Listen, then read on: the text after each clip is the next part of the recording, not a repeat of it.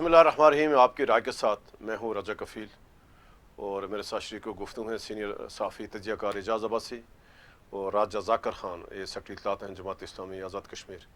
ناظرین، جو پہلگام واقعے کے بعد سے اب تک جو پاکستان اور ہندوستان کے درمیان تعلقات تاریخ کے بہترین دور میں، اور گزشتہ روز سلامتی کونسل کا اجلاس ہوا جس میں پاکستان میں اس پورے واقعے پہ سلامتی کونسل کے ممبران کو بریف کیا، اور یہ خوش آئند بات ہے کہ مسئلہ کشمیر پر تفصیل سے بات ہوئی، اور اس کے اوپر ہم تفصیل سے بات کریں گے کہ جو گزشتہ روز سلامتی کونسل کے اجلاس میں کیا کیا ہوا اور وہاں پاکستان نے کیا موقف اپنایا. پھر اسی جو پہلگام جو واقعے سے جڑے ہوئے جتنے سوالات ہیں کہ ایک طرف تو ہندوستان نے بھرپور تیاریاں شروع کی ہوئی ہیں، اور یعنی گزشتہ روز وہاں ہندوستان نے سول ڈیفنس کے زیر تمام جو لوگوں کو ٹریننگ دی ہے کہ کس طرح کے ساتھ یعنی اگر کہیں جنگ ہو گئی، حملہ ہوگا تو کیسے بچنا ہے، تو بھرپور طریقے سے وہاں اعلان کر کے تو وہ ہندوستان میں لوگوں کو یعنی اس کو ٹریننگ دی جا رہی ہے کہ آپ نے جنگ کے دوران آپ نے کیا کیا جو حفاظتی اقدامات آپ نے کر رہے ہیں.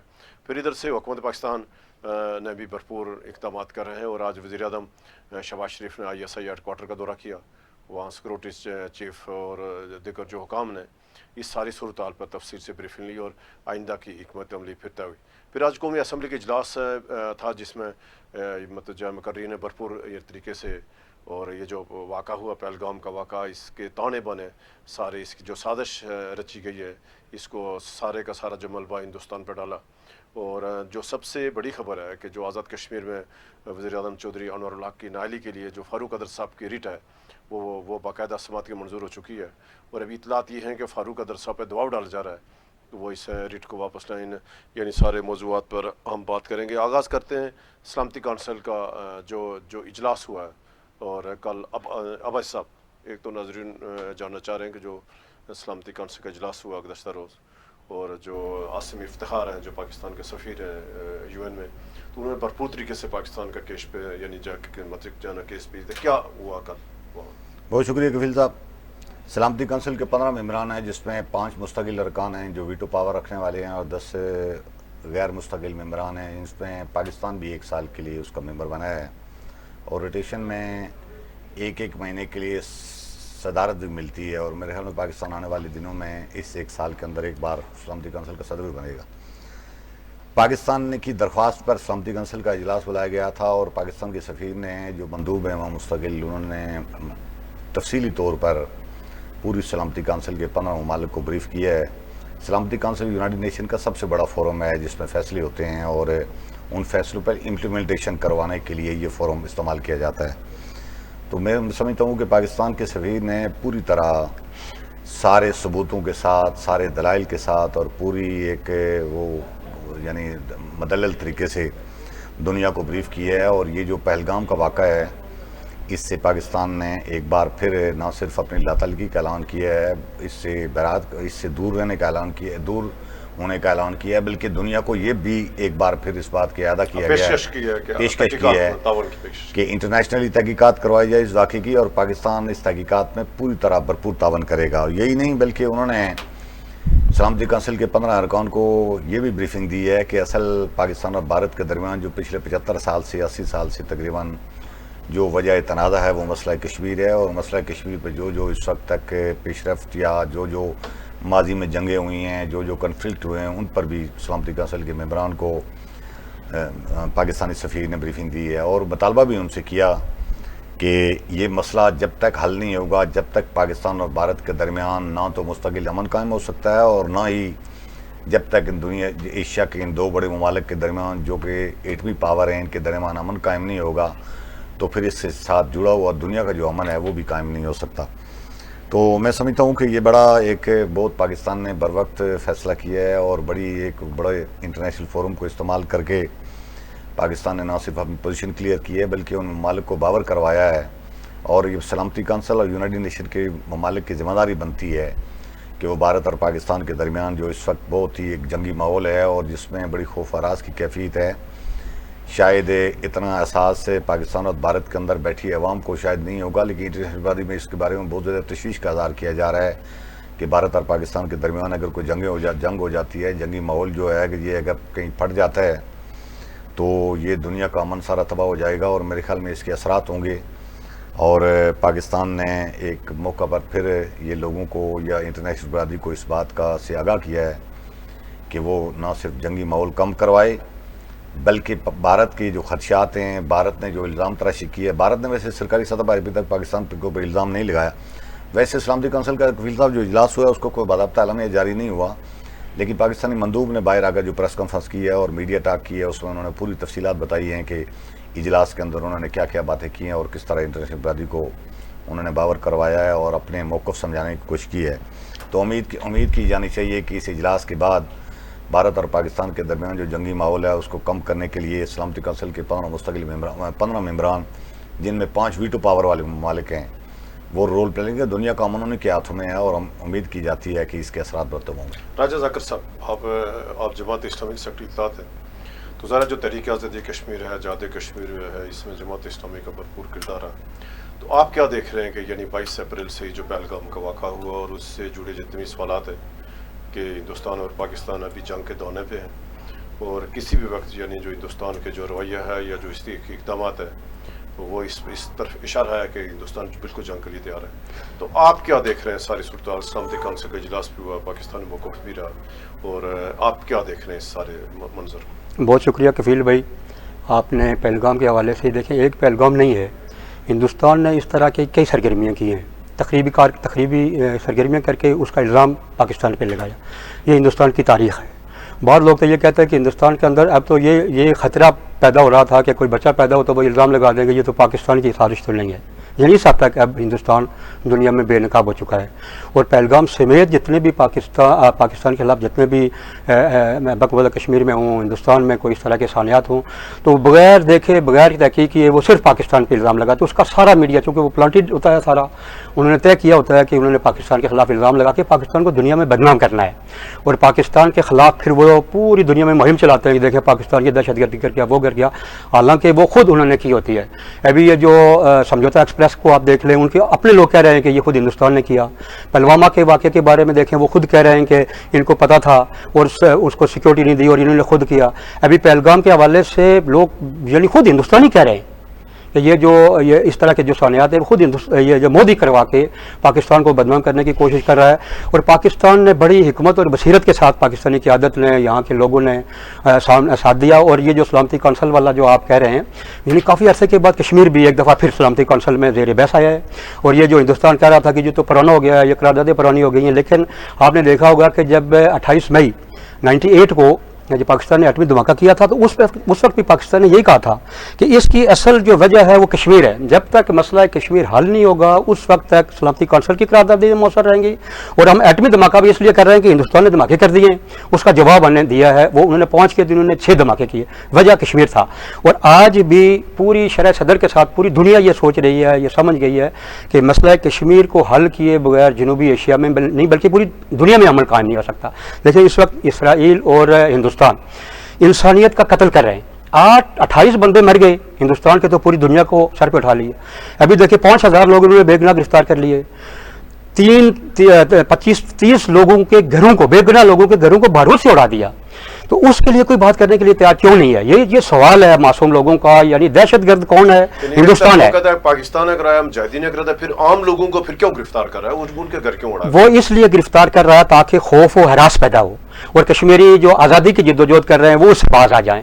کشمیریوں کے جذبہ آزادی کو سرد کرنے کے لیے اور کشمیریوں کو تحریک سے دستکش ہونے کے لیے وہ یہ ساری سرگرمیاں کر رہا ہے اور جان بوجھ کے کر رہا ہے. لیکن یہ غلط فہمی ہے مودی کی اور اس کی سرکار کی کہ وہ دباؤ کے ذریعے، الزامات کے ذریعے پاکستان کو زیر بار لا کر وہ پاکستان کو کشمیر سے دستبردار کر لے گا. ابھی سلامتی کونسل میں ایک دفعہ پھر یہ طے ہو گیا ہے کہ جب تک مسئلہ کشمیر حل نہیں ہوتا دنیا میں امن قائم نہیں ہو سکتا. اور حل کریں گے. فلسطین اور کشمیر کے مسائل 2 ایسے ہیں جو دنیا میں امن کے لیے ان کے لیے سٹیک پر ہے. اور دہشت گردی کون کر رہا ہے؟ اسرائیل کر رہا ہے. دیکھیں پوری غزہ کو تباہ کر دیا. اور دہشت گردی کون کر رہا ہے؟ اسرائیل کر رہا ہے.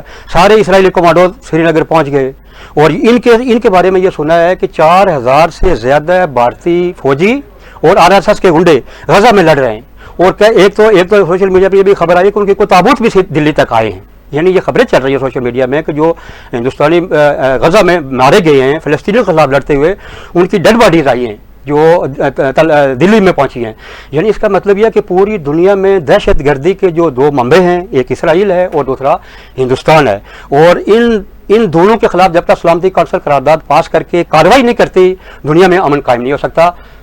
آوائی صاحب، ابھی یاد ہے کہ یہ پاکستان یعنی 22 اپریل سے یہ پاکستان کا آفیشیل موقف وفاقی کابینہ کا، ہماری جو حکومت ہے جو قومی سلامتی کا اجلاس، پھر کور کمانڈر اجلاس، سب نے اعلان کیا کہ اگر ہندوستان نے پانی بند کیا تو ہم یہ جنگ ہوگی. تو 3-4 دن سے تو پانی اس نے بالکل بند کر دیا، زیادہ ڈیم اس نے سارے یعنی اپنے ڈیموں سے پانی روکا ہوا ہے. تو کیا واقع ہندوستان پاکستان بہت بڑی جنگ کی طرف بڑھ رہا ہے؟ کفیل صاحب، اس میں ایک چیز ویسے یہ پچھلے کچھ دنوں سے محسوس ہو رہا ہے کہ جنگی جو ایک بہت زیادہ ایک کنفلکٹ کی ماحول تھا وہ تھوڑا تھوڑا کم ہو رہا ہے، اس لیے کہ ہندوستان لاکھ کوشش کرنے کے باوجود ابھی تک اس پہلگام واقعے کے بارے میں پاکستان کے خلاف کوئی ثبوت پیش نہیں کر سکا، تلاش نہیں کر سکا. الزام تراشی انہوں نے ضرور کی ہے کہ جو بندے تھے ان میں سے 2 مظفر آباد یا آزاد کشمیر کے تھے، یعنی پاکستانی علاقے کے تھے، اور ایک مقامی باشندہ تھا، لیکن ابھی تک ان کے خاکے شاکے جاری کی، کسی کو پکڑ نہیں سکے، بےگناہ لوگوں کو پکڑ رہے ہیں.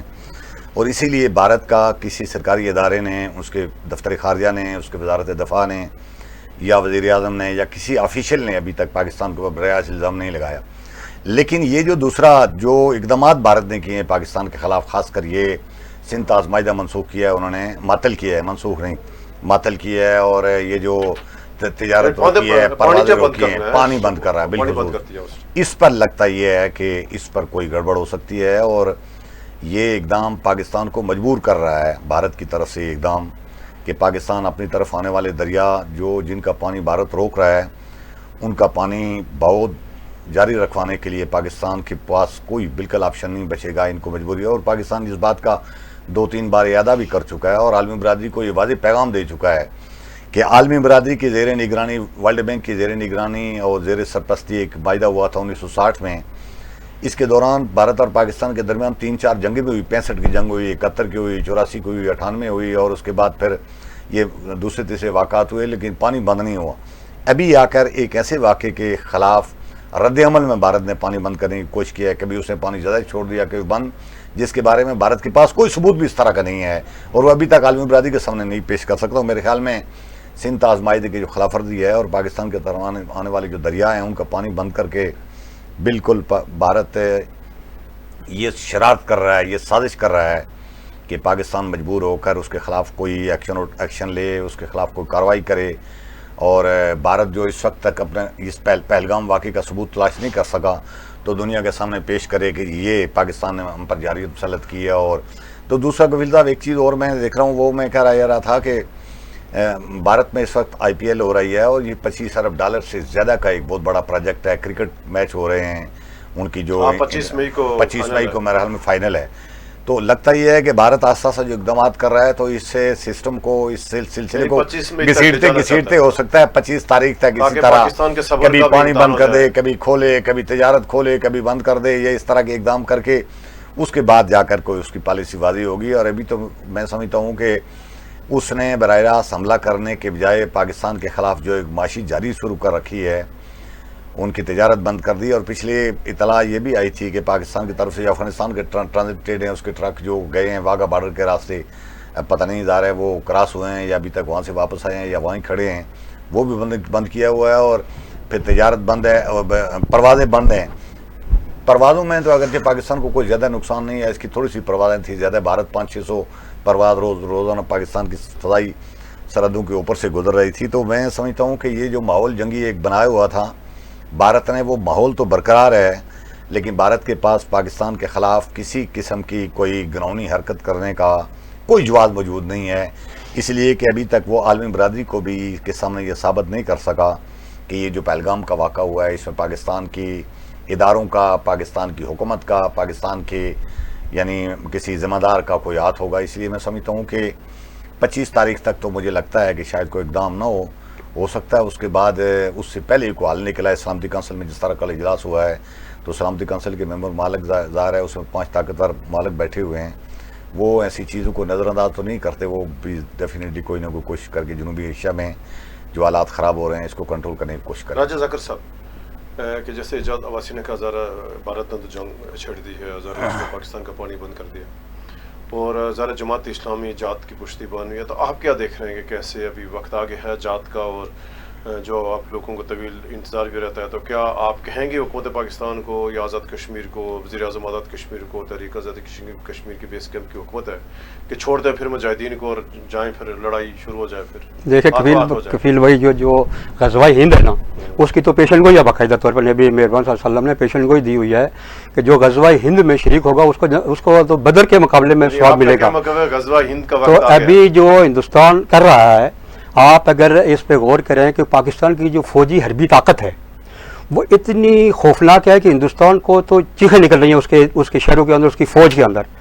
پاکستان کی فوج دنیا کی تیز ترین فوج ہے، پاکستان کی حربی طاقت دنیا کی تیز ترین حربی طاقت ہے، پاکستان کا ایٹم بم دنیا کا بہترین ایٹم بم ہے، اور چھوٹے ایٹم بم بھی بنائے ہوئے ہیں اس نے جو ان کے اپنے ہدف کو مار کریں گے۔ 40 لاکھ مجاہدین بھی ہیں نا، تو اگر ہندوستان نے یہ حماقت کی تو نہ صرف مقبوضہ کشمیر اس کا قبرستان بنے گا، بلکہ ہماچل پردیش سمیت جو ہندوستان کے اندر 31 جو آزادی کی تحریکیں چل رہی ہیں، ہندوستان تو دنیا کے نقشے سے غائب ہو جائے گا۔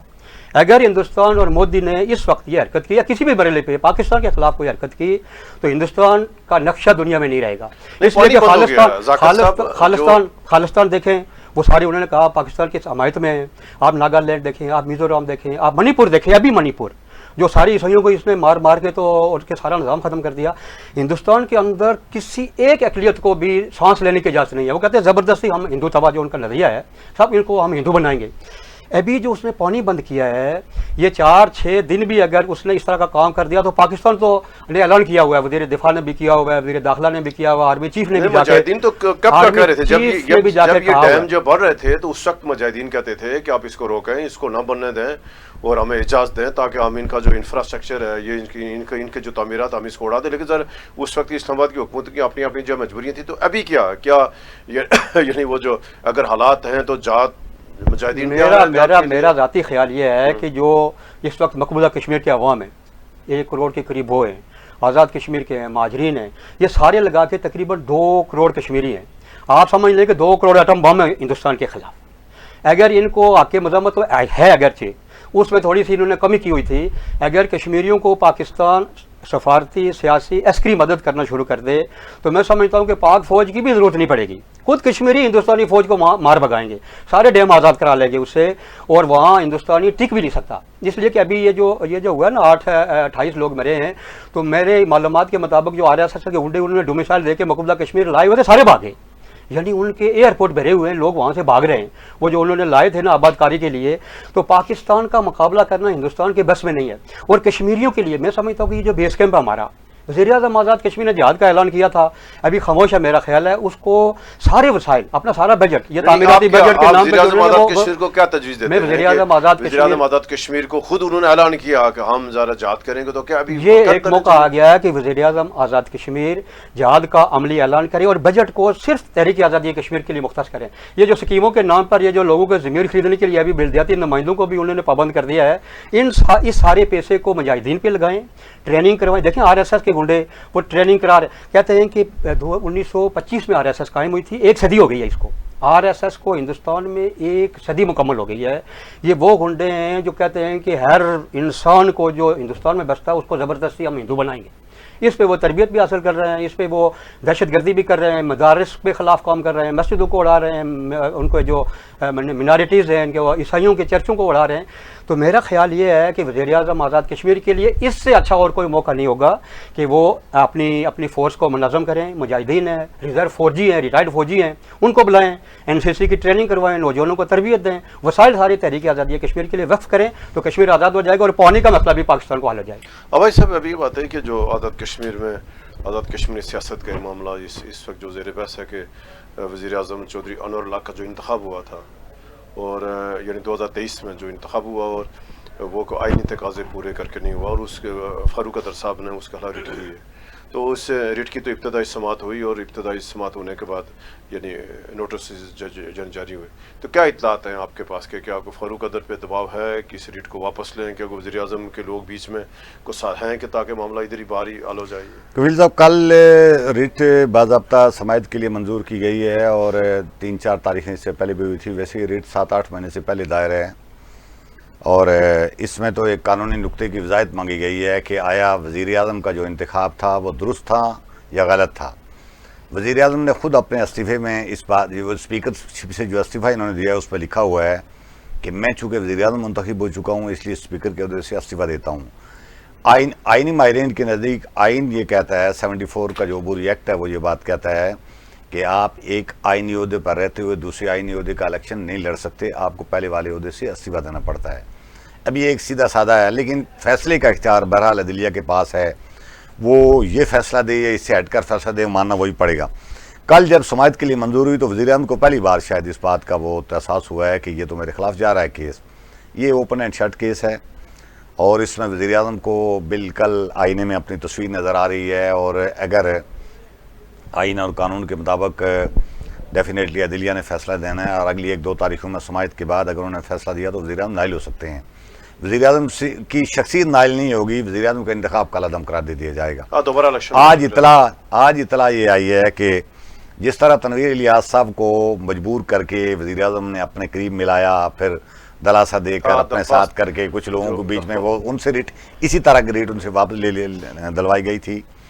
آج سنا ہے کہ فاروق قدر صاحب پر بھی ان کے دوستوں کو یا وزیر اعظم یا حکومت میں شامل جو ان کے وزراء ہیں جو فاروق قدر صاحب کے قریب لوگ ہیں ان کے ذریعے اور کچھ وزیر اعظم اور فاروق قدر صاحب کے مشترکہ جو دوست ہیں ان کے ذریعے فاروق قدر صاحب کو مجبور کیا جا رہا ہے کہ وہ یہ ریٹ واپس لے لیں تاکہ یہ آئینی اور قانونی معاملات کی بحث نہ چھیڑی جائے. 2 سال وزیر اعظم کو ہو گئے ہیں اور 1 سال اور بھی اگر غیر قانونی طریقے سے گزار لیتے ہیں تو کیا فرق پڑتا ہے؟ آزاد کشمیر اور پاکستان ویسے بھی غیر قانونی طریقے سے چل رہے ہیں, تو یہ انوار الحق صاحب ہے کہ 2-3 سال غیر قانونی رہ گئے تو کون سی قیامت آ جائے گی. ہمارے یہاں تو ظاہر ہے قانون پر عمل درآمد کا کوئی زیادہ رواج تو نہیں ہے نا. ویسے بھی طاقتور لوگوں کے نزدیک یہ جو قانون قواعد یہ جو کتابیں ہیں قانون کی یہ تو ایسے کاغذ کے ٹکڑے ہیں. وہ جب چاہیں ضیاء اللہ کہا کرتے تھے کہ یہ کاغذ کیا, یہ آئین کیا ہے, یہ تو ایک کتاب کی مانند ہے, اس کو اٹھا کر ادھر رکھو اور آئین منظور کر لو, LFO جاری کر دو, لیگل فریم ورک آرڈر جاری کر دو, یا کوئی بل کے یا جس طرح اسمبلیاں بھی کام کر رہی ہوتی ہیں اور ادھر سے ایگزیکٹو آرڈر جاری کر دیے جاتے ہیں, صدارتی آرڈر جاری کر دیے جاتے ہیں, تو اس طرح کی. لیکن میرے اندازے میں یہ فاروق قدر صاحب کے سیاسی کیریئر کا ایک نازک ترین موقع ہے. اگر فاروق قدر مسلم لیگ کے اندر اس وقت بالکل نمایاں ایک پوزیشن میں نظر آتے ہیں اور ان کا کوئی موقف بھی واضح ہوتا ہے اور وہ بالکل ایک دو ٹوک بات بھی کرتے ہیں, اگر انہوں نے یہ کمپرومائزنگ پالیسی اختیار کی تو ویسے تو فاروق قدر اپنا حصہ وصول کر چکے ہیں. آزاد کشمیر کی سیاست سے وزیر اعظم بھی بن گئے, پارٹی صدر بھی بن گئے, تاحیات پنشن بھی ان کی لگ گئی ہے, ان کو ظاہر ہے وہ 2000 cc گاڑی بھی ملے گی اور تنخواہ کوئی پنشن بھی 5-6 لاکھ شاید مہینے کی ملتی ہوگی. لیکن اگر انہوں نے یہ کام کیا تو سیاسی کیریئر فاروق قدر کا بالکل ختم ہو. انوار الحق کا تو کوئی سیاسی کیریئر نہیں ہے, نہ اس شخص کا پہلے سیاسی کیریئر تھا. ویسے کفیل صاحب اخلاقی لحاظ سے تو میں کبھی سوچتا ہوں کہ انوار الحق کے بارے میں بجا طور پر یہ ایک رائے ہے کہ وہ خالد ابراہیم کے بعد آزاد کشمیر کے مالی لحاظ سے شفاف آدمی تھے. اگرچہ سیاست ان کی ماضی میں بھی کوئی نہیں رہی تو نہ اب ہے, مالی لحاظ سے اور فیصلوں میں بڑے کھڑے تھے. اسی پوزیشن پر میں سمجھتا ہوں کہ خالد ابراہیم جیسا بندہ ہوتا اور ان کے خلاف اگر اس طرح کی ریٹ ہوتی تو وہ ریزائن کر کے گھر چلے جاتے. یہ چیز گڈ گورننس کی بات کرتے ہیں, کریں ہاں ہمت, یہ اخلاقی بھی تو کوئی آخر ساکھ ہے, کوئی چیز ہے. وزیر اعظم کریں ہمت, استعفیٰ دیں اور اسی اسمبلی سے دوبارہ وزیر اعظم کا ووٹ لے کر لے آئیں تو ان کے لیے بہترین راستہ ہے. لیکن یہاں تو آپ کو پتہ ہے استعفے دینے والی باتیں نہیں ہیں اور یہ مر کے تک یہ چھوڑتے نہیں. میں آپ سے سوال میرا جو اس ٹائم آزاد کشمیر سیاسی عدم استحکام ہے اور تمام جماعتیں حکومت کا حصہ بھی ہیں, اوپر میں نہیں بھی ہیں, نولی بھی کرے ہم بھی نہیں ہیں, پیپلز پارٹی کرے ہم بھی ایز اے جماعت نہیں ہے. کوئی افرتفری کا عالم ہے, ایک طرف یعنی جنگ کے بادل منڈلا رہے ہیں اور آزاد کشمیر کو لوگ حالت جنگ میں, تو دوسری طرف عدم استحکام ہے, یعنی لوگوں کا سیاسی جماعتوں کا ایک دوسرے پہ اعتبار ختم ہو گیا. آپ کیا کہیں گے جو کچھ اس دوران آزاد کشمیر سارا تماشا لگا ہوا؟ نہیں, ایک تو یہ جو حکومت ہے نا, اس کو تو میں نے آپ کو پہلے کہا تھا کہ اپوزیشن حکومت یہ ٹوپی ڈرامہ کرتے ہیں. سارے پارٹیاں حکومت میں اور ساری پارٹیاں کہتی ہیں ہم اپوزیشن میں, یہ ٹوپی ڈرامہ ہے ان کا. ایک دوسرا یہ ہے کہ یہ جو باہمی ہمارا جو رواداری ہے پولیٹیکل پارٹیوں کی بہت اچھی ہے. یعنی یہ خوش آئندہ کہ آزاد کشمیر کی سیاسی جماعتیں ابھی 4-6 دن پہلے بھی وزیر اعظم نے آل پارٹیز بلائی ہوئی تھی اسی کشمیر کے ایشو پہ, تو سارے لوگ گئے ہوئے تھے اور اچھا انہوں نے اپنی تجاویز بھی دی کہ حکومت کو کیا کرنا چاہیے. اس حوالے سے تو میں سمجھتا ہوں کہ یکجہتی ہے, یعنی دشمن کے خلاف تو ہم متحد ہیں, یہ تو الگ یہ ایشو الگ ہے. لیکن یہ جو آزاد کشمیر میں آئینی اور قانونی بات ایجاد بھائی نے کر لی ہے, آئینی اور قانونی ایشو ہی نہیں ہے. ایشو یہ ہے کہ ساری پارٹیاں حکومت میں اور ساری پارٹیاں کہتے ہیں اپوزیشن میں. پیپلز پارٹی حکومت کے مزے میں لے رہی ہے, اس کے وزراء ہیں کہتے ہیں اپوزیشن میں. نون لیگ حکومت میں اس کے وزیر ہے کہتے ہیں میں اپوزیشن میں ہوں, اور باقی ایک دو جو پارلیمانی پارٹیاں ہیں وہ بھی حکومت کے ساتھ ایڈجسٹمنٹ کی ہوئی ہیں لیکن کہتی ہیں ہم اپوزیشن میں. اپوزیشن میں ایک جماعت اسلامی ہے.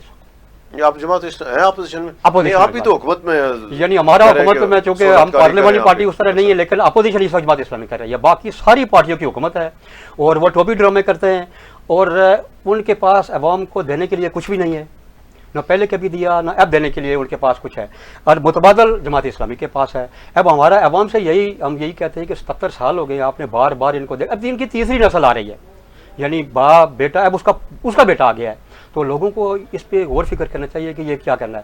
دوسرا یہ ہے کہ ہمارے ہاں یہ جو میں سمجھتا ہوں آزاد ریاست کو آزادانہ طور پر کام کرنے کا موقع دینا چاہیے. یہ جو انوالومنٹ ہے نا, مداخلت ہے یہاں سے, یہ نہیں ہونی چاہیے. اس کے نتیجے میں پھر افراتفری ہوتی ہے. فرض کی آزاد کشمیر کے ممبر اسمبلی جس کو چاہیں وزیر اعظم منتخب کریں, ان کا حق ہے. آپ اگر رات کو ایک پوری پارٹی کو ختم کر لیتے ہیں, صبح وہ پارٹی ہی نہیں ہوتی. اور اسی طرح ابھی فاروق قادر صاحب کہہ رہے ہیں کہ میں حالانکہ فاروق قادر صاحب نے اس کو ووٹ دیا ہوا ہے. یار یہ کتنا بڑا علمی ہے کہ جو بندہ ووٹ اسی کو دیا اور ابھی کہتا ہے کہ میں اس کے لیے میں نائلی کی درخواست دیتا. یہ کتنا بڑا علمی ہے, یہ ہماری لیڈرشپ ہے. میں سمجھتا ہوں کہ اس لیڈرشپ کو بھی سوچنا چاہیے اور ہمارے لوگوں کو بھی سوچنا چاہیے. اور عدم استحکام ان معنوں میں ہے کہ وہی حکومت میں ہے وہی اپوزیشن ہے. اب اپوزیشن صرف جماعت اسلامیہ, باقی ساری پارٹیاں اس وقت حکومت کے مزے لے رہی ہیں, لوٹ مار کر رہی ہیں, میرٹ پامال کر رہی ہیں. ابھی دیکھیں باغ میں وہ جو ایک وزیر کا آیا کہ وہ ایک عزیزہ کو نوازنے کے لیے اسے میرٹ پامال کر دیا. ہمارے بستی میں ایک آپ یہ شاپنگ بیگ ٹائپ آپ کو پتا ہے وہ اسکیمیں دی جا رہی ہیں. ابھی آپ کہہ رہا ہے کہ حکومت کہہ رہی ہے کہ بلدیاتی نمائندوں کی اسکیمیں کاٹیں اور ممبران اسمبلی کو اس لیے اسکیمیں دیں کہ وہ پھر شاپر کی اسکیمیں دے کے لوگوں کے ضمیر خریدیں. یار آزادی کا بیس کیمپ ہے, اس بیس کیمپ کے حکمرانوں کو حیا کرنی چاہیے. مقبوضہ کشمیر کے اندر کتنی قربانیاں دی جا رہی ہیں, ابھی جنگ کے حالات ہیں اور ان جنگ کے حالات میں بھی اسمبلی کا اجلاس بلا کے ممبر بلدیاتی نمائندوں کے فٹ کاٹ لی. یہ کیا اسمبلی ہے؟ میں سمجھتا ہوں کہ اس طرح کی اسمبلی کو اس طرح کی قانون سازی زیب نہیں دیتی. اچھا اجازت اب اس میں یہ سوال میرا آپ سے کہ جو آزاد کشمیر میں جو تعمیر و ترقی ہو رہی ہے, کوئی بھی حکومت ہو, ہم اس کی بات نہیں کہ انور اللہ, یہ یعنی کوئی بھی ایم ایل اے ہو حلقے کا وہ جو منتخب ہوتا ہے وہ اسی کے رحم کرم پر فنڈ چھوڑ دیا جاتا ہے, وہی اسکیمیں دیتا ہے, وہی تقریریں تبادلے کرتا ہے, جو پھر کام کیسے آگے بڑھے. جس نے ووٹ نہیں دیا اگر نہیں دیا تو اس کا مطلب ظاہر ہے یعنی وہ جو ٹیکس ہے جو عوام کے ٹیکسوں کا پیسہ ہے اس کے رحم و کرم پہ. پاکستان میں 18ویں ترمیم کے تحت اختیارات کی نچلی سطح پر منتقلی کا ایک جو فارمولہ پیش کیا گیا تھا, تو وہ اٹھا کر مرکز سے اختیارات اٹھا کر صوبوں کو دے دیے گئے اور صوبوں نے اپنے اختیارات اگلی جو نچلی سطح پر, ضلعی سطح پر, تحصیل سطح پر, ٹاؤن کمیٹی کی سطح پر, یونین کونسل کی سطح پر دینے تھے وہ دینے کے لیے تیار ہی نہیں ہے سرے سے. وزیر اعظم کے فنڈ کاٹ کر وزیر اعلیٰ بادشاہ بن کر بیٹھا ہوا ہے. آزاد کشمیر میں جتنے ووٹ لیے ہیں ممبران اسمبلی نے, جو 53 لوگ یہاں بیٹھے ہوئے ہیں, 53 میں سے تو 7-8 تحفے والے ہیں سارے. ان کو تو میں سمجھتا ہوں کسی بھی اسمبلی میں غیر جمہوری کام ہے آپ ایک منتخب بندے کے ساتھ غیر منتخب بندے کو بیٹھانا. جو 43 لوگ ہیں انہوں نے آزاد کشمیر جتنے ووٹ لیے ان سے 2 گنا ووٹ ان بلدیاتی ممبران نے لیے ہیں اور وہی انہی لوگوں کے ووٹ لیے ہیں جن کے ممبران اسمبلی نے. اب آپ کہتے ہیں جی کہ اس کے فیصلہ بھی ہم کریں گے, قانون سازی بھی ہمارا اختیار, پیسے تقسیم کرنا بھی ہمارا اختیار, وزیر بننا بھی ہمارا اختیار. تو ٹوٹی بجلی کھمبے کی سیاست کے پیچھے انہوں نے لوگوں کو لگایا ہوا ہے. اب آپ بجلی کا میٹر لگوانا چاہے تو آپ ایم ایل اے کے پاس جائیں گے سفارش لڑا کر. حالانکہ ہونا کیا چاہیے, ہونا یہ چاہیے کہ آپ اپنے مقامی کونسلر کے ذریعے ظاہر ہے جا کر سفارش کروائیں, وابلہ کے بعد سفارش کی کوئی ایک پروسیس بنائیں سارا. میں یہ کہہ رہا ہوں یہ بددیانت لوگ ہیں. یہ آزاد کشمیر میں جو ترقیاتی فنڈ ہیں اسکیموں کے نام پر, یہ اسکیم خور گروپ ہے سارا. یہ ضمیر کے لحاظ سے بے ایمان لوگ ہیں. یہ راتوں رات پوری پارٹیاں تبدیل کرتے ہیں. یہ اس وقت جن لوگوں کی حکومت بیٹھی ہوئی ہے, عمران خان کے غدار بیٹھے ہوئے ہیں سارے, اور ان عمران خان کے غداروں نے بالکل تہیہ کیا ہوا ہے اپنے ان دوسرے لوگوں کو بھی ساتھ ملا کر کہ وہ بالکل وہ تو یہ رہا. یہ تو انہوں نے بلدیاتی نمائندوں کے فنڈ روکے ہیں, مجھے خطرہ یہ ہے کہ کل یہ کوئی اسی طرح کا ایکٹ پاس کر کے یہ بلدیاتی ادارے جو دوبارہ بحال ہوئے 33 سالوں میں انہیں کو ختم کر دیں. ذاکر صاحب ابھی آخری سوال کے وقت ہمارا جو ختم ہو رہا ہے کہ کیا دیکھیں کیا جماعت اسلامی الیکشن میں نزدیک ہیں, آپ جماعت اسلامی الیکشن میں جا رہی ہے اور کیا پھر بھی اطاعت کریں گے, پھر کہیں آپ کمپرومائز کریں گے, پھر اوپر سے اسلام آباد سے دباؤ آ جائے گا کہ نہیں آپ جو اسلام آباد والے خواہش ہو کہ اس کے تحت آپ امیدوار اپنے جو دستبردار کریں, تو جماعت اسلامی کی کیا ابھی سیاسی حکمت عملی کیا؟ ایک تو آپ کی تصحیح کے لیے جماعت اسلامی کبھی اسلام آباد کی طرف نہیں دیکھتی. جماعت اسلامی واحد جماعت ہے جو ریاستی جماعت ہے, اس کا اپنا منشور ہے, اس کا اپنا دستور ہے اور وہ اپنے امیدوار کھڑے کرتے ہیں. زیر اعتاب نہیں آتے, زیر اعتاب نہیں آتے. ہمارا سارا نظام اپنا ہے. ہماری مادر پارٹی جماعت اسلامی پاکستان ہے, لیکن ہم دستوری طور پر جماعت اسلامی آزاد کشمیر گلگت بلتستان کسی اور کی طرف الگ جماعت ہے. جماعت اسلامی نے اس دفعہ یہ فیصلہ کیا ہے, بلکہ اس سے پہلے بھی یہی فیصلہ تھا کہ ہم نے پورے آزاد کشمیر اور گلگت بلتستان میں اپنے نشان اور اپنے جھنڈے پہ الیکشن لڑنا ہے اور متبادل کے طور پر عوام کے سامنے پیش کرنا ہے. جماعت اسلامی آپ نے دیکھا ہوگا کہ اگر آپ خدمت کو دیکھیں گے تو 21,000 یتیم بچوں کو آزاد کشمیر میں مکفالت کر رہے ہیں. 1 لاکھ نوجوانوں کو ہم نے طے کیا کہ بنو قابل طرز کے پروگرام کے تحت ہم 1 لاکھ نوجوانوں کو ہنرمند بنا کے باعزت روزگار کے قابل بنائیں گے. یعنی تقریباً ہر حلقے میں 10,000 نوجوانوں کو ہم ٹریننگ دیں گے فری. اور جماعت اسلامی یہ چاہتی ہے کہ نوجوانوں کے لیے روزگار ہو, ریاست خود کفیل ہو, تحریک آزادی کشمیر کا بیس کیمپ, حقیقی بیس کیمپ ہو, جس کے لیے یہ ہم نے بنایا تھا. اور جماعت اسلامی نے متبادل اپنا بیانیہ پیش بھی کر دیا. عوام کو جماعت اسلامی یہ کہتی ہے کہ آپ نے بار بار ان کو دیکھ لیا ہے. تعمیر و ترقی دیکھیں تو کچھ بھی نہیں, کشمیر کی آزادی کے لیے جدوجہد دیکھیں تو کچھ بھی نہیں. سوائے ممبران اسمبلی نے اپنے عزیزوں کو نوازنے کے علاوہ انہوں نے مخلوق کے لیے کچھ نہیں کیا. نہ تحریک آزادی کے لیے کچھ کیا, نہ آزاد کشمیر کے لوگوں کے لیے کچھ کیا. ہم یہ تو نہیں کہتے کہ 100% نہیں ہوا, لیکن جتنا ہونا چاہیے اتنا نہیں ہوا. جتنا ہمارے پاس وسائل تھے, 260 ارب روپیہ سالانہ جو آتا ہے, ہماری حکومت بن گئی تو ہم یہ چاہتے ہیں 260 ارب روپے صرف تعمیراتی بجٹ بنائیں گے. ہم اتنی گنجائش موجود ہے. ہمارے جو دریا ہیں ان میں پوٹینشیل ہے, ہماری سیاحت ہے, ہماری معدنیات ہیں, ہمارے نوجوان ہیں, ہمارے بیرون ملک نوجوان ہیں. ہم یہ کہتے ہیں کہ جماعت اسلامی کو اگر عوام نے موقع دے دیا اقتدار میں آنے کا, تو ہم اس آزاد کشمیر کے خطے کو ترقی میں یورپ سے آگے لے جائیں گے اور کشمیر کی آزادی کے لیے عملی کام کریں گے. آپ کو آزاد کشمیر کو یورپ کے لیول لے جانے کے لیے, یعنی ہمارے پاس جو اس وقت جو یعنی سب سے عام چیز ہے انسانی وسیلہ ہے.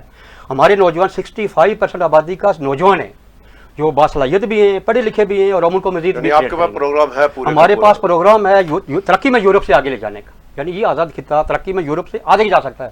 یورپ کے لوگ نوکریوں کے لیے آزاد کشمیر میں آئیں گے اگر جماعت اسلامی کو عوام نے موقع دے دیا اقتدار میں آنے کا, اور کشمیر کی آزادی کے لیے ہم اقدام کریں گے. یہ نہیں ہوگا, مودی تصور بھی نہیں کر سکتا کہ جماعت اسلامی آزاد کشمیر میں اس کی حکومت ہو اور مودی مقبوضہ کشمیر میں ظلم کر سکے, آزاد کشمیر آزاد نہ ہو سکے. کشمیر کی آزادی کے لیے اور نظام کی تبدیلی کی ہم میدان میں اترے ہوئے. بہت شکریہ ذاکر صاحب آپ کا. اب ایسا شکریہ ناظرین, یہ تھا آج کا ہمارا پروگرام. اور اس وقت جو آزاد کشمیر کے حالات ہیں, پاکستان کے حالات ہیں, اور پہلگام یعنی واقعے کے بعد جو ہندوستان جارحیت پر اترا ہے اور پاکستان کا پانی بند کرنے کے علاوہ جو باقی اقدامات کر رہے تھے, یقینی طور پر اس سے پورے اس خطے کی سلامتی اس کو شدید خطرات لاحق ہیں. اور یہ خوشائن بات ہے, یہ قابل حوصلہ بات ہے کہ جس طرح کے ساتھ حکومت پاکستان نے جو اقدامات اٹھائے ہیں, بالخصوص جو آرمی چیف نے جو قوم کو نیا حوصلہ دیا ہے, ایک ہمت دی ہے. اور کل جو سلامتی کونسل نے پاکستان نے جس طرح کے ساتھ پاکستان کا موقف پیش کیا عالمی برادری کے سامنے, سلامتی کونسل کے سامنے, تو ہم یہی گزارش کریں گے کہ یہ پاکستان کے پاس بہترین موقع ہے کہ مسئلہ کشمیر پر کسی طرح کے ساتھ کوئی لچک نہ دیکھا جائے, اور عالمی برادری کو اس بات پر فوکس کیا جائے, باور کرا جائے کہ جتنے بھی تنازعات ہیں ہندوستان اور پاکستان کے درمیان, جتنے بھی تنازعات ہیں, اس کی بنیادی بنیادی جڑ مسئلہ کشمیر ہے. اور جب تک مسئلہ کشمیر حل نہیں ہوگا اس ٹائم تک پہلگام جیسے واقعات ہوتے رہیں. کل تک اجازت دیں. اللہ حافظ.